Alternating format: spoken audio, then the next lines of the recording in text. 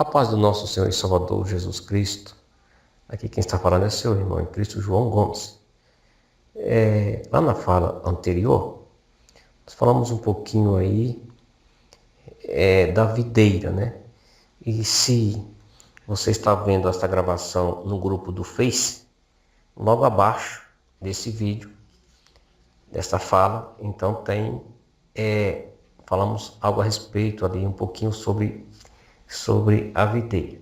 E nessa série de falas, a gente está dizendo e falando sobre três principais árvores lá de Israel, que está na Bíblia. Na verdade, a Bíblia tem mais de 50 árvores, né? Ou seja, menciona mais de 50 árvores.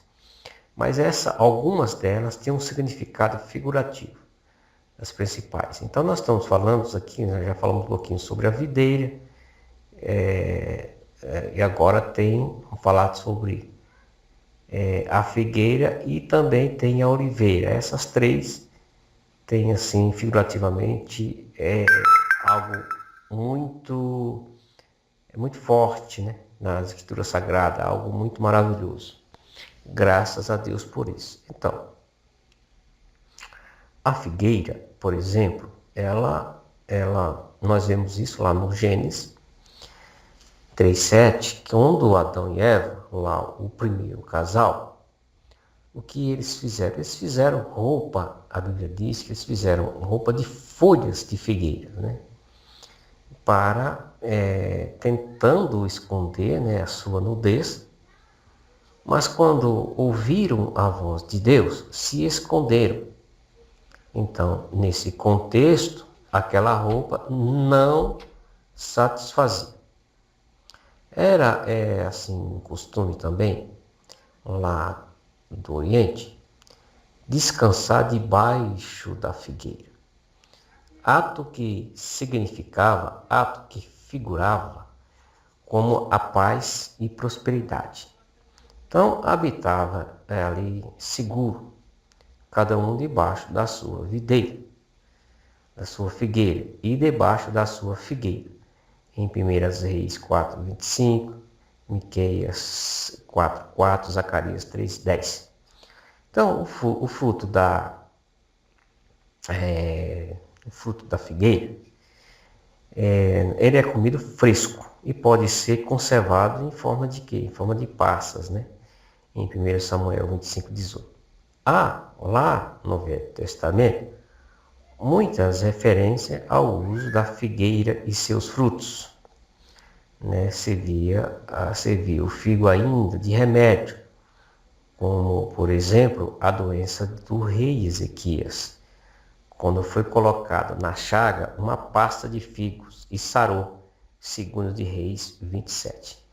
E também foi usada massa de figo para animar um moço desfalecido pela fome de 3 dias. Você pode ver isso em 1 Samuel, capítulo 30, versículo 11 e 12. O vento derrubava grande parte dos figos verdes, como nós vemos isso quando a figueira lança de si os seus figos verdes, abalada por um vento forte, como Apocalipse capítulo 6, versículo 13. Os que amadurecem são chamados de temporãos, Miqueias 7:1 e Naum 3:12. Um quadro bem rico da imagem dessa figueira está em Cantares, usando a figueira. A figueira já deu seus figuinhos, promessa de quê? Promessa de abundâncias. As vides em flor exala o seu aroma. Deleite acompanhado a esperança de boa colheita, né? Levanta-te, amiga minha, e vem. Convite para o quê? Para um despertamento dirigido a quem espiritualmente está dormindo. Nós vemos isso em Miqueias 2:10, em Efésios 5:14. O profeta, lá em Jeremias, lá no profeta Jeremias, ele teve assim ele teve uma visão de 2 cestos de figos. Um cesto tinha figos bons e o outro figos tão ruins que não se podia comer. Os figos bons representam os judeus fiéis que ia para o cativeiro, mas Deus havia de trazê-lo de volta para Jerusalém. Já os figos maus eram os que acompanhavam o rei Zedequias na maldade e na desobediência a Deus, que seria castigado, levado para a Babilônia e destruído por lá, não voltaria mais para Jerusalém. Nós vemos isso em Jeremias 24, de 1 a 10. Né? Jesus avisou, ou melhor dizendo, Jesus avistou, né, uma figueira perto do caminho por onde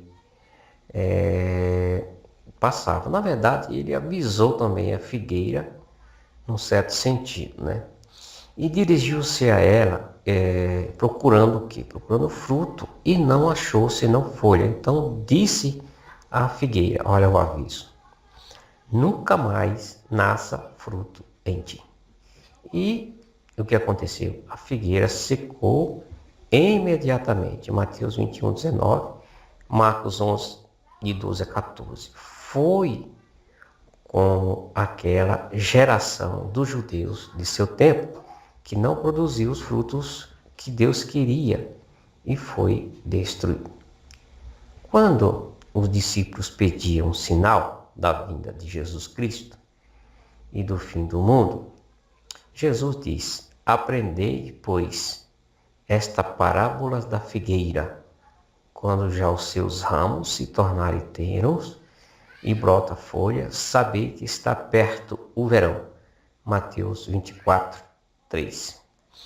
E a figueira foi castigada com a destruição de Jerusalém no ano 70 depois de Cristo pelo exército romano.